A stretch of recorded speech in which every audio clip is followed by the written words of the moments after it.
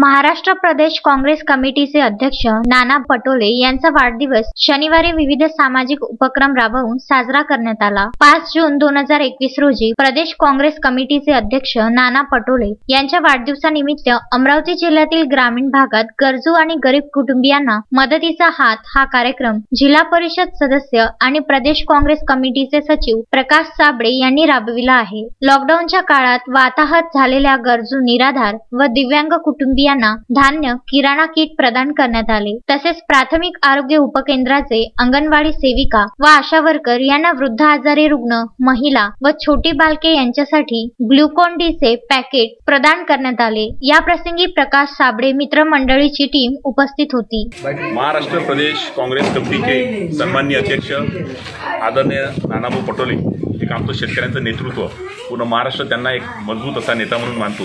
आज त्यांचा वाढदिवस आहे आणि या वाढदिवस आम्ही सर्वांनी ठरवलं की हा वाढदिवस अतिशय सामाजिक उपक्रमांनी साजरा करावा।